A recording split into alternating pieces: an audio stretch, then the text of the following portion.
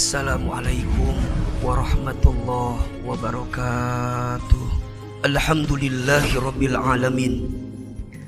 Alhamdulillahilladzi anzala as-sakinata fi qulubil mu'minin liyazdadu imanan ma'a imanihim.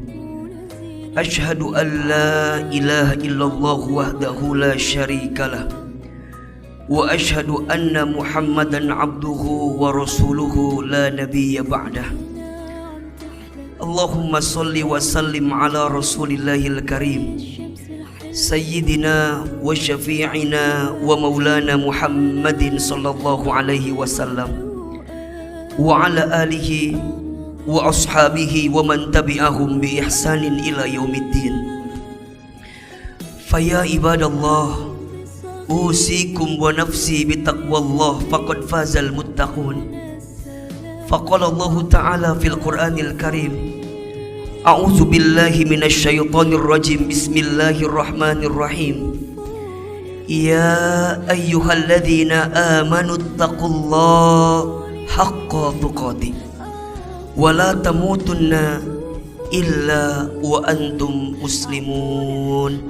Shadaqallahul azim wa shadaqa rasuluhul karim. Amma ba'du. Hadirin jamaah salat Jumat Masjid Alumni IPB yang dirahmati Allah Subhanahu wa taala. Tiada kata yang pantas kita ucapkan di awal pertemuan ini kecuali lisan kita mengucapkan kalimat alhamdulillahirabbil alamin. Segala puji, puja dan syukur kita panjatkan kepada Allah Subhanahu wa taala yang pada kesempatan hari Jumat ini Allah melembutkan hati kita, Allah meringankan langkah kita, dan Allah memberikan kesempatan kepada kita untuk menunaikan sholat Jumat berjamaah. Kita berharap kepada Allah, semoga sholat Jumat yang kita tunaikan hari ini menjadi sholat Jumat terbaik dari sekian banyak sholat Jumat yang pernah kita tunaikan, yang setiap langkah kita yang kita ayunkan ke masjid ini menghapuskan dosa-dosa kita. Yang kita berharap kepada Allah, setelah selesai menunaikan sholat Jumat ini ada peningkatan yang nampak dalam kehidupan kita, yakni peningkatan iman dan ketakwaan kita kepada Allah Subhanahu wa taala. Maka di awal khutbah singkat ini khatib memberikan wasiat khusus untuk diri khatib pribadi dan umumnya untuk jemaah sekalian, agar kita terus dan senantiasa meningkatkan iman dan ketakwaan kita kepada Allah Subhanahu wa taala. Karena sungguh tidak ada bekal terbaik yang bisa mengantarkan kita untuk berjumpa dengan perjumpaan terbaik, berjumpa dengan Allah yang maha baik di tempat yang terbaik kecuali iman dan takwa kita kepada Allah Subhanahu wa taala. Dan itu pula yang akan mengantarkan kemuliaan dalam kehidupan kita. Sebagaimana firman Allah Subhanahu wa taala di dalam Al-Qur'an, Allah menyebutkan inna akramakum indallahi atqakum. Sungguh yang paling mulia di antara kamu sekalian adalah orang yang paling bertakwa di antara kamu sekalian. Mudah-mudahan kita menjadi hamba Allah yang senantiasa meningkatkan iman dan ketakwaan di hadapan Allah Subhanahu wa taala. Amin amin ya rabbal alamin. Hadirin yang dirahmati Allah, dalam sebuah hadis yang diriwayatkan oleh Al-Imam Al-Bukhari disebutkan di sana an Abdullah bin Mas'ud radhiyallahu an, dari Abdullah bin Mas'ud radhiyallahu an, qala, sahabat Abdullah bin Mas'ud berkata, sa'alatun Nabi sallallahu alaihi wasallam, aku pernah bertanya kepada Nabi Muhammad sallallahu alaihi wasallam. Qala, apa yang sahabat Abdullah bin Mas'ud radhiyallahu an tanyakan kepada Nabi? Kata Abdullah bin Mas'ud, ayyul amali ahabbu ilallah. Ya Rasulullah, amal apa yang paling dicintai oleh Allah? Amal apa yang paling dicintai oleh Allah? Qala, kemudian Rasulullah SAW menjawab, setidaknya ada 3 amalan yang paling dicintai oleh Allah. Yang pertama, as-salatu ala waktiha, solat pada waktunya. Qala thumma ay, kemudian sahabat Abdullah bin Mas'ud bertanya lagi, ya Rasulullah, kemudian apa lagi? Qala, Rasul menjawab, thumma birrul walidain, berbuat baik kepada orang tua.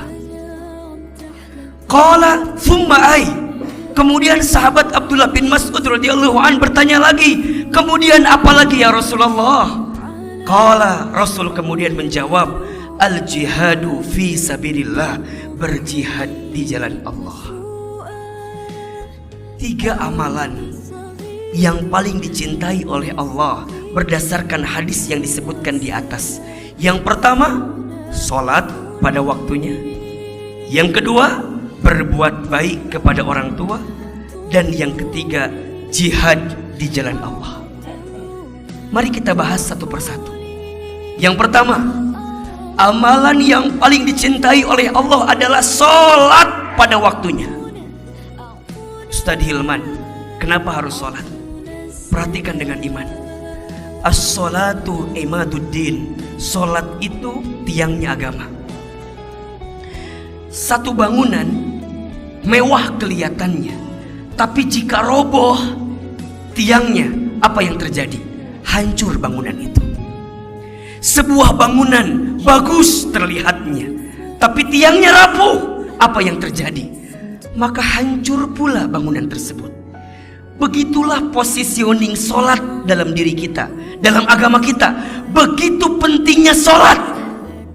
Bahkan disebutkan dalam hadis yang lain, apa kata Nabi SAW? Inna awwala ma yuhasabu bihil abdu yaumal qiyamah as-sholat. Sesungguhnya perkara pertama yang akan ditanya ketika hari kiamat adalah sholat. Jika baik sholatnya, baik seluruhnya. Jika benar sholatnya, benar seluruhnya. Tapi mohon maaf, jika buruk sholatnya, maka buruk seluruh amalnya. Hadirin yang dirahmati Allah, begitu pentingnya sholat dalam kehidupan kita. Maka orang beriman tidak ada yang paling dia rindukan dari pendengarannya kecuali panggilan azan. Panggilan azan dia rindukan. Panggilan untuk menghadap kepada Allah, untuk mendirikan sholat, itu adalah panggilan yang dia rindukan dalam hidupnya. Maka setiap detak-detik, setiap waktu, setiap saat yang Allah anugerahkan kepada dirinya, hakikatnya adalah waktu di antara sholat ke sholat, sholat ke sholat. Kalau bukan sholat ke sholat, berarti sholat dan disolatkan. Itulah waktu yang dirindukan dalam hidupnya. Hakikatnya hidup kita hanyalah menunggu waktu sholat dan waktu disolatkan. Tadi pagi kita sholat subuh, kemudian nanti siang kita sholat zuhur. Kita bekerja, kita nunggu sholat asar, kemudian kita kerja lagi, nunggu waktu maghrib, kemudian rehat, nunggu waktu isya, kemudian istirahat, nunggu waktu subuh. Itu yang kita rindukan dalam kehidupan. Kalau tidak bertemu dengan waktu sholat, maka saatnya kita bertemu dengan waktu disolatkan. Maka sholat bagi seorang hamba yang beriman adalah pintu kebaikan. Sholat adalah pintu jalan keluar. Sholat adalah pintu pertolongan. Sholat adalah pintu ampunan. Sholat adalah pintu kemudahan. Sholat adalah pintu ketenangan. Bahkan dengan sholat dia paham bahwa itu adalah pintu rizki terbaik untuk dirinya.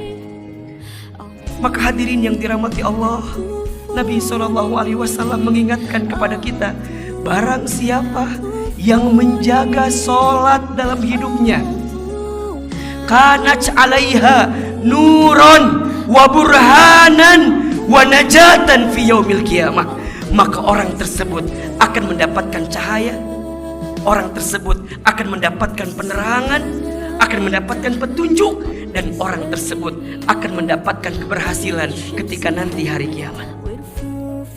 Maka hadirin yang dirahmati Allah, ingin bahagia hidup kita, jaga sholat kita. Ingin mulia hidup kita, jaga sholat kita. Ingin lebih baik kehidupan kita, maka perbaiki sholat kita.